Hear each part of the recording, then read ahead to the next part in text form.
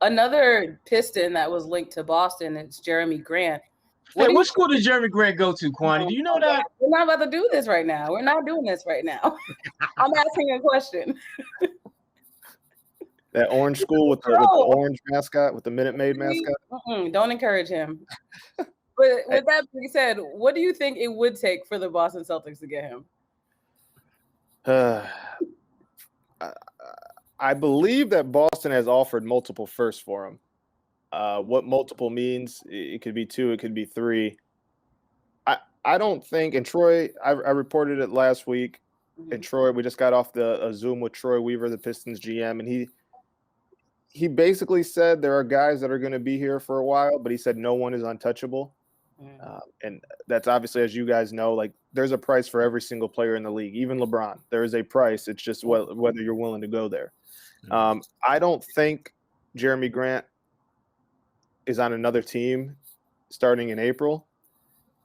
Boston seems like a team that is very, very, very desperate to get him. I mean, even when the Pistons and Celtics last played, the Celtics' broadcast was throwing out what sounded like stuff that came like Ainge was sitting behind them. Tell the people I offered 3 firsts for Jerami, because it was just like that. It's so obvious. So yeah, it was so weird.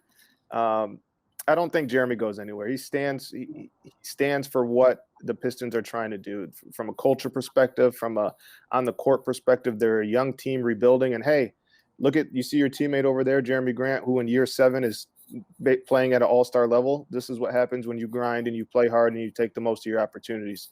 So again, like Troy said, never say never. I don't think there is a team is willing to go to where it takes to get Jerami from Detroit, given his relationship with Troy and what Jerami wanted. I wrote the story in January that he wanted to, aside from taking on a bigger role, he wanted to play in a black city with a black GM that he knew well and a black coach. And love Boston. Love my people in Boston. That ain't Detroit. Not at all. Yeah. Far from it.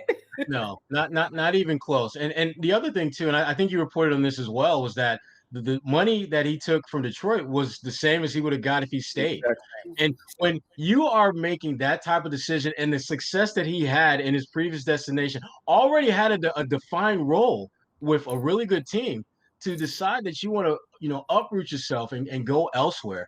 I mean, it says a lot about your confidence in yourself, and it also says a lot about where your focus is at, what you're looking for in that next part of your narrative, whatever that's going to be. I love Jerami Grant. I mean, I love his story, and it's not just because he went to Syracuse. That's as Kwani knows. Oh, Kwani, stop with the eye roll. You better stop with the eye roll.